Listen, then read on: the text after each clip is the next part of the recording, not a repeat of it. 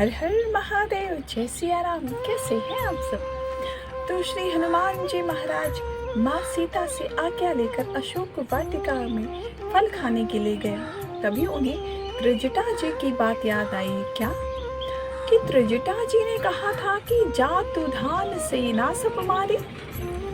उन्होंने सोचा कि यदि मुझे राक्षसों को मारना है ना, तो सबसे पहले उपाय करना पड़ेगा, कुछ उत्पात करना पड़ेगा।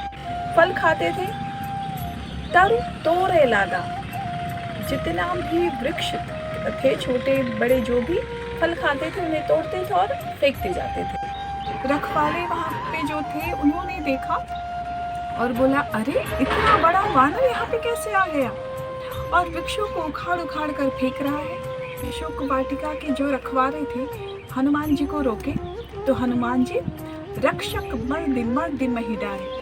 हनुमान जी एक को एक हाथ में पकड़ते थे, दूसरे को दूसरे हाथ में पकड़ते थे और मर्द मतलब रगड़ रगड़ कर मारते थे। जितने भी रखवाले राक्षस आते थे, श्री हनुमान जी महाराज उन्हें मारते जाते थे। श्री हनुमान जी महाराज राक्षसों को मारते थे, रगड़ रगड़ कर मारते थे और सिया राम सिया राम सिया राम सिया राम सिया राम बोलते जाते थे। जितने भी राक्षस आते थे, इतनी बुरी तरह से रगड़ रगड़ कर मारे। जितने कुछ रखवारे बच गए थे, भाग कर रावण के पास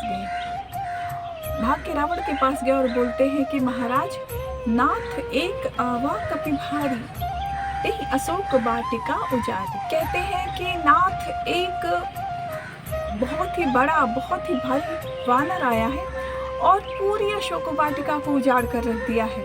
रावण पूछा कि तुम लोग क्या कर रहे थे जब वो अशोक वाटिका में आया, तो तुम लोगों ने मारा नहीं? रखवाले बोले कि नाथ, हमें सबसे लास्ट बचे रखवाले हैं जो बच पाए हैं उससे, और भाग कर आकर हम आपको ये सूचना दे रहे हैं। बाकी तो सब गए, सिर्फ हम ही हैं जो बच के आ पाए हैं।